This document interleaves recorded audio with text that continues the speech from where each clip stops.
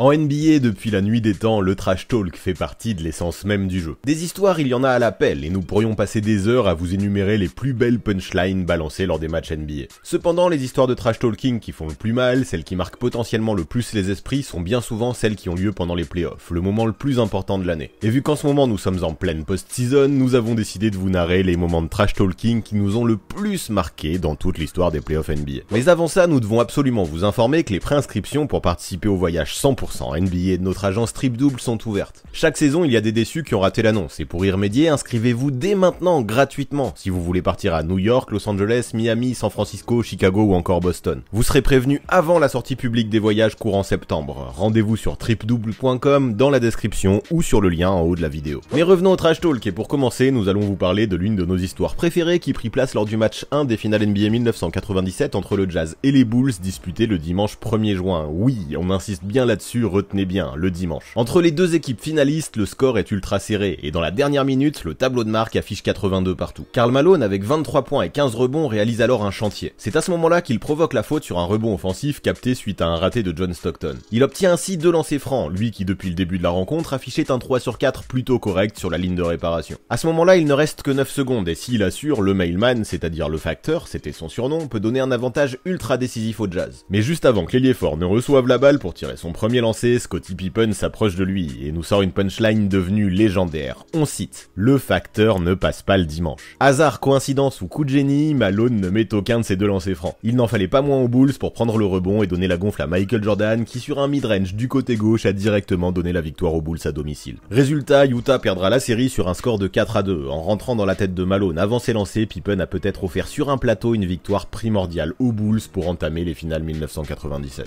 Lorsque l'on shoot un lancer franc, une grande partie de la réussite se situe dans le mental, et ce coup-ci, le mailman ne l'a pas eu. Tant qu'on est sur les lancers francs d'ailleurs, parlons de LeBron James. Nous sommes en 2006 lors du match 6 du premier tour entre les Cavaliers et les Wizards. Cleveland mène 3-2 et l'équipe doit s'imposer à Washington pour se qualifier au second tour. Le souci c'est qu'en face, Gilbert Arenas ne se laisse pas faire. Sur la série, il tourne à 34 points de moyenne et sort d'un match 5 à 44 unités. Ce Game 6 tient ses promesses et reste ultra serré, et le meneur des Wizards, sur un panier à 3 points hyper clutch à 7 secondes de la fin du temps réglementaire, décroche une prolongation. Nous aurons donc droit à 5 minutes de temps de jeu supplémentaire dans ce match à l'ambiance étouffante. Dans l'overtime, les deux équipes ne se lâchent pas, mais à 15 secondes de la fin, lorsqu'Arenas obtient 2 lancers francs et que Washington mène déjà 113-112 à 15 secondes du terme, l'agent 0 dispose d'une occasion de prendre un avantage décisif. Sur cette rencontre, il était à 4 sur 6 sur la ligne, et sur la saison, il était à plus de 82% de réussite au lancer. Si on ajoute ces bons chiffres au gène clutch que semblait posséder Arenas, a priori, c'était money in the bank ces 2 lancers francs. Sauf que le problème, c'est que Gilbert rate le premier, et c'est à ce moment-là que le King est rentré dans sa tête. Juste avant qu'il ne shoote le deuxième, LeBron est allé lui tapoter sur l'épaule pour lui dire doucement: tu sais que si tu rates celui-là, vous allez perdre la série. Arenas racontera plus tard que ces quelques mots l'ont complètement matrixé. Il a commencé à y penser, à y réfléchir et à rater également le deuxième. Bilan de l'histoire, Ilgauskas prend le rebond, les Cavs prennent un temps mort et un système est dessiné. Le ballon arrivera dans les mains de Damon Jones qui plantera un shoot à 5 mètres pour éliminer les Wizards de ce pauvre Arenas. La prophétie du King venait de se réaliser et l'agent 0 racontera qu'après l'élimination, il est ensuite allé shooter plus de 3000 lancers francs pour que plus jamais il ne puisse rencontrer à nouveau une telle mésaventure. Fan du Magic, dans sa jeunesse, il ne voulait pas qu'on se rappelle de lui comme d'une sorte de Nick Anderson, surnommé Nick the Brick suite à son choke au lancer franc lors des finales 1995 face aux Rockets. Il ne voulait pas non plus que, comme Anderson, ça le perturbe pour les années à venir. Il voulait digérer au plus vite. C'est pour ça qu'Arenas est même allé jusqu'à s'entraîner auprès d'un coach ancien militaire qui servait dans les forces spéciales, un pro de la préparation mentale, histoire de le remettre sur pied. Le mec n'a pas fait semblant. Malheureusement, malgré tout staff, de graves blessures et des histoires hors terrain auront ensuite largement gâché la suite de la carrière de l'agent 0. Pour enchaîner maintenant, il est clair que nous ne pouvons pas parler de trash talk en playoff sans évoquer Michael Jordan. Notre anecdote prend place lors des finales 1993 entre les Bulls et les Suns. L'équipe de Michael Jordan, double championne en titre, affrontait celle de Charles Barkley, le MVP sortant, et les deux hommes, en termes d'impact, se livraient un duel à distance phénoménal. Mais si on parle de duel à distance, c'est que, évidemment, au vu des postes et des profils différents des deux joueurs, l'un ne défendait pas sur l'autre. Dans ces finales, c'était Dan Majerle, meilleur défenseur des Suns, qui avait la lourde tâche de s'occuper de MJ, une mission très ardue, surtout à ce moment-là de l'année. C'est ainsi que lors du match 1, dès les premières actions, Jordan est allé voir Barkley pour lui dire suffisamment fort pour que tout le monde puisse entendre: attends, c'est Majerle qui défend sur moi? Un blanc-bec comme lui ne pourra rien faire, vous feriez mieux de trouver une autre solution. Conclusion de cette histoire, le numéro 23 des Bulls marquera 41 points de moyenne dans la série, avec une pointe à 55 unités dans le match 4 pour permettre à Chicago de remporter son 3e titre en s'imposant 4-2. À sa décharge, Dan Majerle souffrait du dos et les Suns n'ont jamais trouvé aucune solution pour stopper Michael. gonfle. De toute façon, des anecdotes sur MJ et le trash talk, on aurait pu vous en trouver des tas. Nous avions d'ailleurs sorti il y a quelque temps une vidéo entièrement dédiée à ça. Voilà pourquoi nous ne nous attarderons pas plus sur son cas, même s'il nous tenait à cœur de faire un gros big up à la façon dont constamment il arrivait à prendre le contrôle sur ses adversaires avant même le début d'un match ou d'une série. Pour en savoir plus, nous vous renvoyons particulièrement à la façon dont il aurait traumatisé les Bullets avant le premier tour des playoffs 1997, que bien entendu vous retrouverez dans cette vidéo. Sauf que si Michael Jordan se place bien dans la discussion des meilleurs trash talkers all-time, le GOAT dans le domaine, c'est probablement Larry Bird. Gary Payton a son mot à dire lui aussi, mais nous ne parlerons malheureusement pas de lui aujourd'hui, vu que ses meilleurs punchlines ou anecdotes ont pris place en saison régulière. Du coup, revenons à Bird, qui, quel que soit l'adversaire qu'il avait en face, ne fermait jamais sa bouche, et encore moins en playoff. Le meilleur exemple pour parler de ça prit place lors des finales de conférence Est 1987. Lors du premier match de la série, un Dennis Rodman rookie, qui sortait du banc, fut envoyé en mission sur Larry Legend avec l'objectif évident de l'éteindre, ou au moins de le limiter. Et le moins que l'on puisse dire, c'est que ce choix du coach Chuck Daly, Bird l'a pris à la rigolade. Directement, il a planté 4 paniers consécutifs sur la tête du Worm, qui, action après action, se faisait ridiculiser. C'est ainsi qu'en revenant en défense, l'ailier des Celtics est allé voir le tacticien adverse pour lui dire « Chuck, qui défend sur moi? Il n'y a personne qui défend sur moi. Il va vraiment falloir mettre quelqu'un, sinon je vais planter 60 points. » Rodman, qui évidemment avait entendu ses propos, redoubla d'efforts, mais Bird continuait. Pourtant, le rookie donnait tout, il essayait de jouer physique et voulait à tout prix empêcher son vis-à-vis de recevoir la gonfle. Mais ce dernier n'arrêtait pas, il faisait comme s'il n'y avait personne sur son dos, en hurlant à ses coéquipiers qu'il était complètement ouvert et qu'il fallait lui donner le ballon tant qu'il était libre. Alors après un 5e tir marqué sur la tronche de Rodman, Bird est retourné voir Daly pour insister encore une fois. « Tu devrais vraiment faire sortir ce gars et mettre un défenseur sérieux sur moi, parce que c'est trop facile de marquer des points quand je suis ouvert comme ça. » Chuck Daly, impuissant, n'a plus qu'écouter, il a fait directement sortir Rodman, qui dans cette rencontre n'aura obtenu en tout et pour tout que 10 petites minutes de temps de jeu. Dans cette finale, les Celtics s'imposeront en 7 matchs. Bird tournera à 27 points de moyenne et Dennis, que beaucoup espéraient voir devenir le Larry Stopper du côté de Détroit, ne joua pas plus de 16 minutes par match. Définitivement, Larry Legend aura appris la vie à la dure au rookie des Pistons.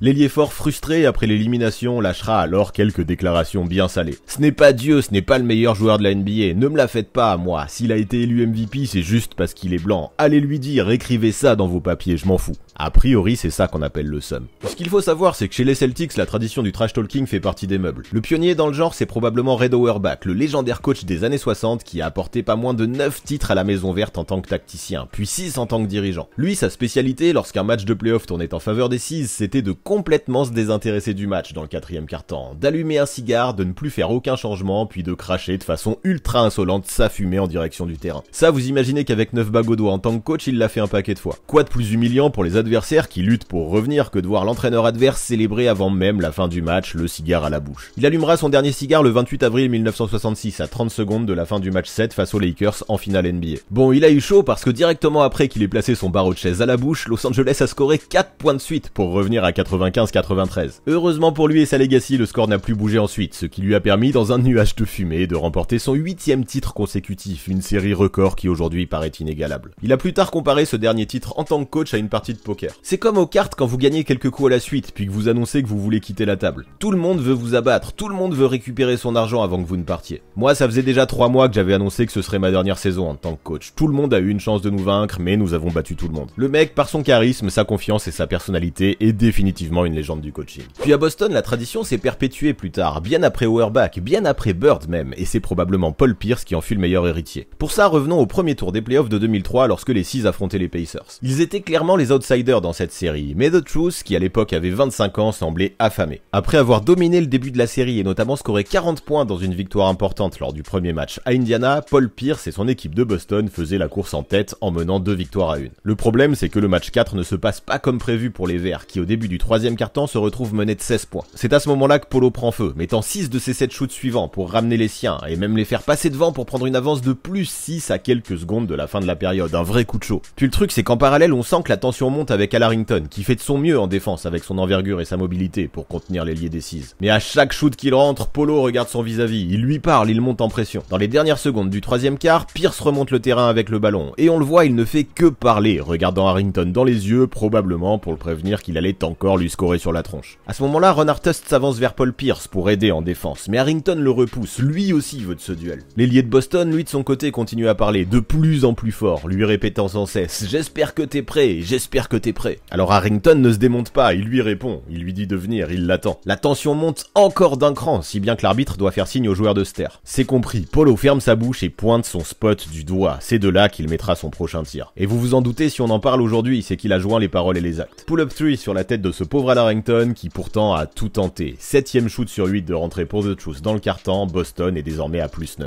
L'ailier des 6 terminera sa rencontre à 37 points et les Verts s'imposeront de 10 unités pour éliminer Indiana au premier tour en 6 matchs. Cette insolence, de toute façon, cette confiance, elle n'a jamais quitté Paul Pierce, tout au long de sa carrière longue de 19 saisons. Lors des playoffs 2015, l'ailier a désormais 37 ans et porte le maillot des Wizards. Après avoir sweepé Toronto au premier tour, l'équipe se retrouve face aux Hawks en demi-finale de conférence. Washington gagne le premier match, Atlanta remporte le deuxième et le match 3, qui se joue du côté de la capitale, est tendu. Malgré l'absence de John Wall, les Wizards réussissent à prendre jusqu'à 21 points d'avance, mais tremblement de terre, les Hawks donnent tout et reviennent à égalité à 14 secondes du terme. Paul Pierce, qui n'avait joué que 25 minutes jusque-là et scoré seulement 11 points, est sur le parquet. Le coach Randy Whitman compte sur lui pour réussir une action clutch, et spoiler, il ne s'est pas planté. Polo reçoit la balle, prend l'écran et se retrouve face à Dennis Schroeder. Voulant profiter de son avantage de taille, il s'apprête à dégainer, mais Kent Bazemore arrive en aide. Il balance alors un shoot compliqué, tombe sur ses fesses, et le ballon finit par traverser le cercle après avoir rebondi sur la planche. Victoire pour les Wizards, game winner pour Paul Pierce, cette fin de match était folle. Sauf que c'est bien beau tout ça, mais où est le trash talk là-dedans? Eh bien dans l'interview d'après-match, lorsque le journaliste Chris Broussard lui a demandé s'il avait annoncé la planche, comme la tradition veut qu'on le fasse lorsque l'on met un shoot de la sorte. Et là, du tac au tac, Pierce a simplement répondu « Non, j'ai annoncé la victoire ». Et même si dans cette série Atlanta a fini par se qualifier en 6 rencontres, cette punchline est depuis devenue mythique. Mais si on parle d'épisodes mythiques, impossible de ne pas évoquer le grand moment de trash talk de Reggie Miller, aka The Knick Killer. Finale de conférence 1994, Game 5 entre les Knicks et les Pacers au Madison Square Garden, 2 victoires partout. New York domine, mène de 12 points à l'issue du 3e quart, et l'arrière d'Indiana ne passe pas un bon moment. John Starks l'éteint défensivement, le public le chambre en scandant que sa sœur Cheryl est bien meilleure que lui, et Spike Lee, supporter numéro 1 des Knicks, en rajoute une couche. Sauf que voir le réalisateur faire le mariole au premier rang, c'était visiblement la goutte de trop pour Reggie, qui dans le 4e quart-temps s'est littéralement transformé en torche humaine. Oui, le gars a juste pris feu et a commencé à enchaîner les shoots à 3 points. À partir du 3e, qui permettait aux Pacers de revenir réellement dans le match, il a commencé à son tour à parler à Spike Lee, à le chambrer, la pression au Garden est juste devenue incontrôlable. Le problème, c'est que Spike Lee continue à hurler lui aussi, à faire le fanfaron, mauvaise idée. Miller met un 4e 3 points, puis un 5e et les Pacers prennent le large. L'arrière en est à 25 points dans la période, 39 sur l'intégralité du match et se prend alors la gorge avec les deux mains pour réaliser le fameux choke sign, en mode je vous ai étouffé, un grand moment du trash talk. Indiana s'imposera 93 à 86 et le lendemain dans le New York Times on peut lire merci Spike d'avoir énervé Miller, maintenant ferme-la, c'est violent. Et même si Indiana a fini par perdre la série en 7 matchs, sur ce Game 5, Miller avec son énorme dernier quart et son choke sign a littéralement fait taire Spike Lee et tout le Madison Square Garden. Mais mettre une clim au Madison Square Garden, il y en a un autre qui l'a fait il y a à peine un an. Nous voulons bien sûr parler de Trae Young. Nous sommes au premier tour des playoffs 2021 et le public, bien content de retrouver les arènes après la pandémie, est bouillant. Ajoutons à ça que les fans des Knicks retrouvaient les playoffs après 8 ans d'absence et vous comprendrez à quel point l'atmosphère était hostile pour les Hawks. Dès le début du match, des fuck Trae Young descendent des travées et le meneur d'Atlanta, vous le connaissez, ça l'a motivé. 32 points pour lui dans le match, mais surtout le game winner pour complètement climatiser le Madison Square Garden et s'imposer 107 à 105. Sa vengeance, il la tient. Il se frotte alors les épaules comme s'il avait froid et pose son doigt sur sa bouche pour demander au public de se taire. La série ne vient que de commencer et le trash talk est déjà bien présent. Juste après le match, il balance. Tout le monde chantait pour me dire d'aller me faire mettre, mais c'était très calme à la fin. Je suis pressé qu'il me chante à nouveau d'aller me faire mettre. Ça tire clairement à balles réelles du côté d'Ice Trae et ça ne s'arrête pas là. Match 5, Atlanta mène 3-1 dans la série et revient au Madison Square Garden avec une chance de se qualifier directement. L'occasion est saisie, Trae Young réalise une nouvelle masterclass avec 36 points et Atlanta s'impose 103 à 89. Mais vous pensez vraiment que Trae va quitter le public new-yorkais sans lui dire au revoir? Vous rêvez. Il balance des bye-bye de la main aux fans des Knicks avant de saluer et tirer une révérence comme le feraient les meilleurs comédiens. Puis juste après, en conférence de presse, il en remet une nouvelle couche. Je sais où nous sommes, je sais qu'il y a beaucoup de spectacles dans cette ville et je sais ce qu'il faut faire lorsque le spectacle est terminé. Pan, deuxième balle en direction des New-Yorkais. Certains prennent ça pour de l'arrogance, c'est peut-être vrai, mais ça nous a offert un grand moment de trash talk dans cette post-season 2021. Et le moins que l'on puisse dire, c'est que les Hawks étaient chauds du chambrage l'an dernier, parce qu'au tour suivant, face à Philadelphie, cette fois-ci, ça a continué. Sauf que là, le figurant principal n'était pas Trae Young, mais John Collins. Alors que la série était très tendue et que plusieurs altercations entre les joueurs des deux équipes avaient eu lieu, John Collins, dans le match 6, pose un alley-oop monumentale sur la tronche de Joel Embiid. Au vu de comment le Camerounais jouait physique, on le sentait, c'était une vraie libération pour l'ailier fort des Hawks. Néanmoins, il a été impossible pour lui de célébrer comme il l'aurait voulu, dans la mesure où lors de ce match 6, Atlanta a perdu, laissant les Sixers revenir à 3-3 dans la série. Mais après le match 7, qui a vu les Hawks s'imposer et se qualifier, ce n'était plus la même. Sortant d'un match à 14 points et 16 rebonds, dans cette win décisive sur un score de 103 à 96, Collins s'est pointé en conférence de presse avec un t-shirt tout particulier. Dessus, on pouvait y voir la photo de son énorme dunk du match 6 sur Embiid, provoquant un buzz qui s'apprêtait à faire le tour de tous les réseaux. Mais là, il y a eu un problème plutôt marrant, parce qu'à chaque fois que quelqu'un relayait le post, même certains gros médias, ce n'était pas le bon John Collins qui était tagué. Et oui, l'intérieur a un homologue anglais sportif lui aussi, qui ne pratique absolument pas le basket, mais l'aviron, discipline dans laquelle il a participé au JO de 2016. Ce dernier en a beaucoup rigolé, répondant au tweet, prenant ça au second degré, donnant encore plus de buzz à cette situation cocasse, tellement incontrôlable et imprévue. Alors ok, c'est peut-être plus du troll que du vrai trash talk, ce qu'a fait John Collins, le basketteur, mais au vu de l'ampleur que ça a pris, nous tenions tout de même à évoquer cette anecdote de playoff pour boucler notre vidéo du jour. Mais avant de vous laisser partir, dites-nous, y a-t-il un moment de trash talk, vous, qui vous a particulièrement marqué dans l'histoire des playoffs? Eh bien faites-nous savoir tout ça dans la section commentaires. Avant de partir, pensez à vous abonner à la chaîne de Basket Info, mais aussi à celle du 6ème homme afin d'obtenir 2 visions complémentaires de la NBA. Les dernières vidéos mises en ligne apparaissent juste sous vos yeux.